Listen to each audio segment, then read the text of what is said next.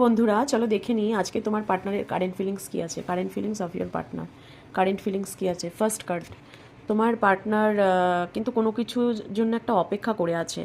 নতুন একটা beginning, new বিগিনিংয়ের জন্য কিন্তু সে একটা অপেক্ষা করে আছে। তার বাইরে যাওয়ার কথাবার্তা হতে পারে, তোমার সাথে কমিউনিকেট করতে চাইছে। এইট অফ ভ্যান্সের কার্ড, তোমার সাথে কথা বলতে চাইছে, কারণ তোমার প্রতি একটা প্রচণ্ড অ্যাটাচমেন্ট ফিল করছে। হ্যাঁ, নিজেকে আর রাখতে পারছে না। তোমাকে যে ভালোবাসার কাপটা সে অফার করতে পারেনি, সেটা যে নিয়ে কিন্তু সে খুব স্যাড আছে এবং তোমার দিকে এগিয়ে আসতে চাইছে। তোমার সাথে একটা কমিউনিকেশন কিন্তু অবশ্যই চাইছে। এরপরের কার্ড দেখে নেব। হ্যাঁ, সে নেগেটিভিটির মধ্যে থাকতে চাইছে না। এইট অফ কাপসের এনার্জি, সে নেগেটিভিটি থেকে বেরোতে চাইছে।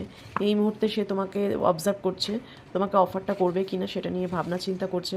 কারণ তুমি খুব ইনটিউটিভ, তুমি খুব সুন্দর, সেটা সে ভালো করে বোঝে এবং তুমি ওর সমস্ত মানে প্রবলেমগুলোর পাশে তুমি দাঁড়ানোর ক্ষমতা রাখো।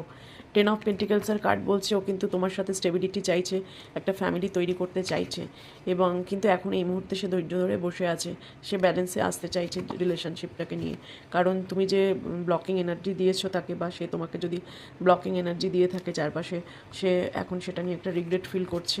সেই জন্যই সে ফুলের এনার্জি ঈশ্বরের কাছে প্রার্থনা করছে এবং নিজেকে ভাবছে যে যেটা হবে এবার ডিভাইন গাইডেন্সে হবে। কারণ সে কিন্তু আলটিমেটলি তোমার সাথে ব্যালেন্স চায় এবং তোমার সাথে রিউনিয়ন চায়। খুব শিগগিরই সে তোমার সাথে কন্ট্যাক্ট করবে। কন্ট্যাক্টের কার্ড কিন্তু এসছে প্রথমেই। Thank you universe, please say gratitude to universe. Thank you.